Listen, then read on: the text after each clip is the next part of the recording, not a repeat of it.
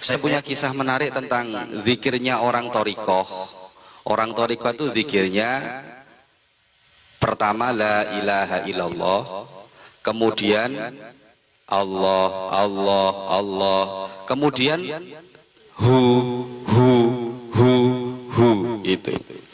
Punya kisah menarik saya dengan orang tua saya. Orang tua saya ini badal mursyid. Kalau dikatakan mursyid belum, tapi badal mursyid. Karena orang tua saya meninggalnya agak muda, belum sampai mursyid, masih badal mursyid, meninggal dulu. Suatu hari saya ini ikut tahlil ke tetangga desa. Kalau orang tua saya wiridannya tidak seperti itu. Cuman tetangga desa saya itu ada orang sepuh, ulama sepuh, itu mukhalid, dekat dengan orang tua saya. Suatu hari saya ikut tahlil, ikut acara di tetangga desa ini, terus ikut zikir di sana. Kemudian waktu la ilaha illallah, la ilaha illallah, la ilaha illallah, terus Allah, Allah, Allah, terakhir hu itu saya ketawa. Setiap nyampe hu, sama nanya anak-anak yang baru mondok 1 tahun ya, ini kok aneh zikir kok hu tok ngono iki zikir model apa ini? Saya pasti ketawa. Sama adik saya namanya Anam, itu pasti ketawa.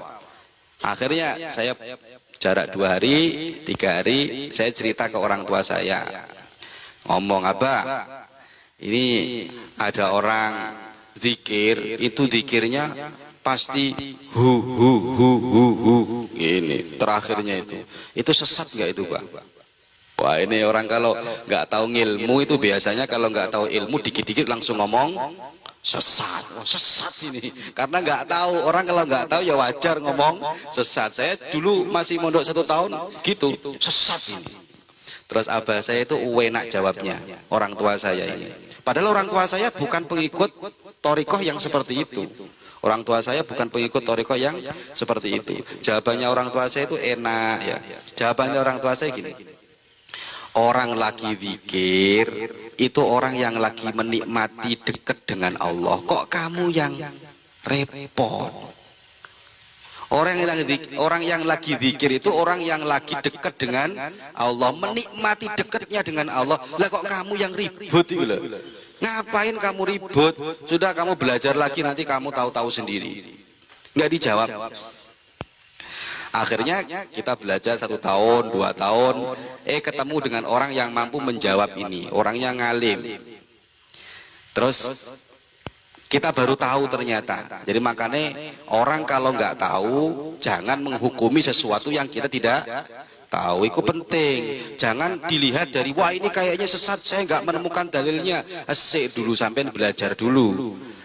Belajar dulu, ngaji dulu ya. Sama dengan ketika saya curhat ke orang tua saya itu, saya diketawakan sendiri sama orang tua saya karena kita masih ya belum dewasa, itu akhirnya mentertawakan seperti itu. Ternyata la ilaha illallah kemudian jadi Allah, Allah, Allah, kemudian jadi hu itu Pak Rohim. Itu ternyata orang kalau zikir la ilaha illallah, la ilaha illallah, itu zikir yang masih standar.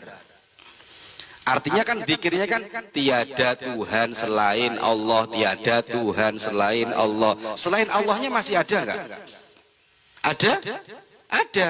Gak ono Tuhan selain Allah. Tapi bayangan dia selain Allahnya masih ada. Makanya dia bunyinya la ilaha illallah, la ilaha illallah, la ilaha illallah.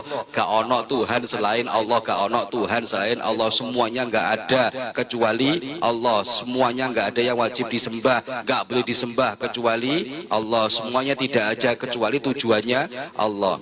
Kemudian orang kalau sudah zikirnya mulai nikmat, semuanya sudah nggak ada kecuali hanya Allah, Allah, Allah, Allah. Selain Allahnya sudah nggak ada, sudah nggak mampu menyebut yang lainnya. Yang bisa disebut cuman Allah, Allah, Allah, Allah, Allah, Allah, Allah, Allah. Menurut jadi mereka nikmat banget menikmati zikir dengan menyebut nama Allah. Wes gak mampu menyebut selain itu, sudah nggak ada. Yang ada hanya Allah, Allah, Allah, Allah, Allah, Allah, Allah, Allah. Di budi terakhirnya artinya dia sudah tidak mampu menyebut namanya Allah. Orang itu kalau sudah kadung nikmat itu nggak mampu menyebut namanya. Dia, hu itu kan artikan huwa. Kalau Allah itu isim dhohir. Kalau saya bilang Zaidun, itu namanya Zaid masih ada kelihatan isim dhohir. Tapi kalau sudah tidak mampu menyebut namanya, dia, hu itu berarti hati yang bicara. Hati yang bicara. Hu itu artinya tok wis ngomong. Dia. Sudah nggak mampu lagi menyebut nama Allah. Ini kalau perlu wis nggak perlu ngomong, nggak perlu zikir sudah. Hatinya tok ngomong. Huwa itu artinya apa? Dia. Hu. Makanya kalau dalam Imriti itu ada dalam Imriti fa usyribat makna dhamiri sya'ni.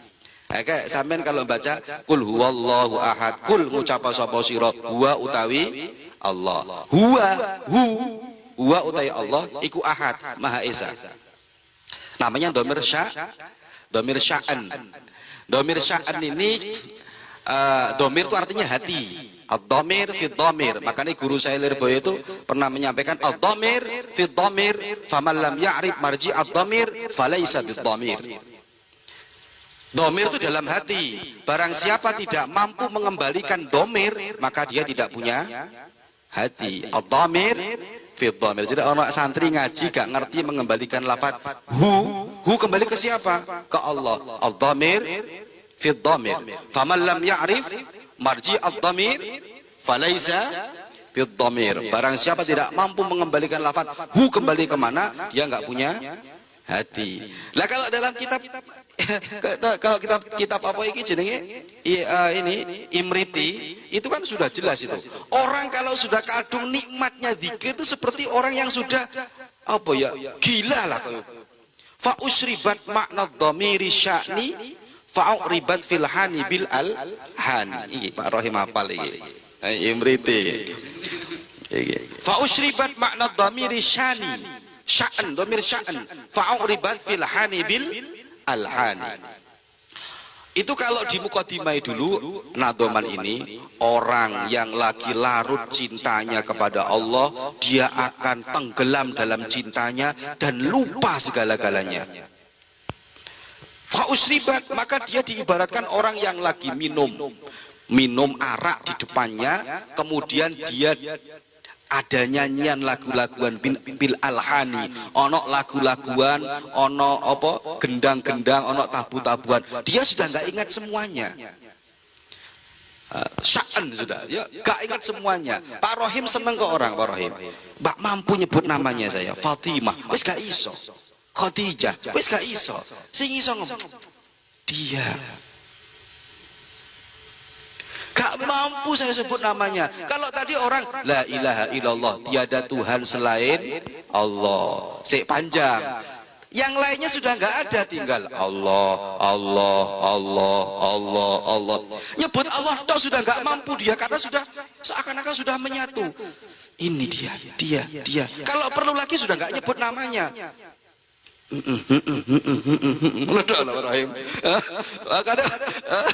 Hu itu artinya hanya dia, sudah nggak ada yang lain lagi. Lah orang kayak gitu yang menyatu seperti itu, makanya abah saya ketika saya tanya seperti itu, lah orang lagi menikmati zikir kok kamu butuh dalilnya gitu.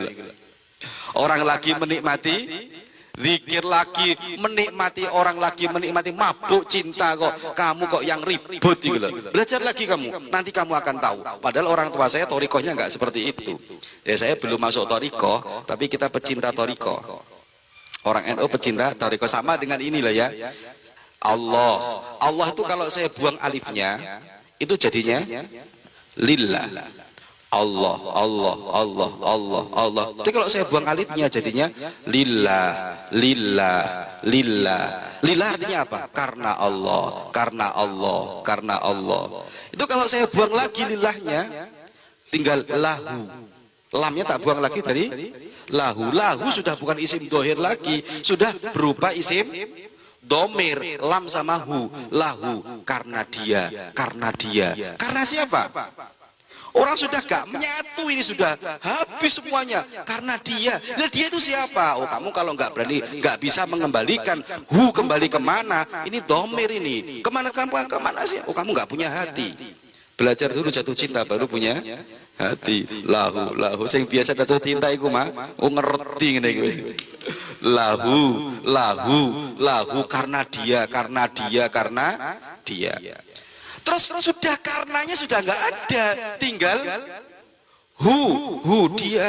dia tok wis pokoke arek iku wis dia. Itu kalau sudah perlu, gak perlu nyebut namanya. Kamu seneng, gak perlu disebutkan namanya ini. Gak perlu saya ngomong. Kadang ada orang ngomong ya, sudah orang itu ngomong dari hati ke hati saja, selesai. Makanya kemanten anyar itu gak perlu ngomong aku cinta kamu, gak perlu. Menang tok dadi anak. Ya, lo kenapa? Ya iku wis lah. Ya iku cara memahami zikir ngono lho. Ya asik banget ini zikirnya. Makanya kita kalau kita mau memahami betul-betul zikirnya orang-orang tasawuf itu, orang-orang thariqah itu, tanya dulu, lihat dulu, berkumpul dengan mereka baru menghukumi. Jangan lihat dari zahirnya kemudian kita ngomong ini nggak ada dasarnya, habis kita ya kualat kita ini suwe-suwe dengan ulama-ulama sepuh. Paham ya? Ngerti nggak ini ya? Hati-hati santri ya, hati-hati kita ikut guru-guru kita selesai. Jangan mudah menyalahkan kalau kita tidak tahu. Wes, saya pikir ini cerita asik banget ketika saya masih sangat-sangat muda belia, waktu mondok masih 1 tahun. Semoga barokah, semoga manfaat.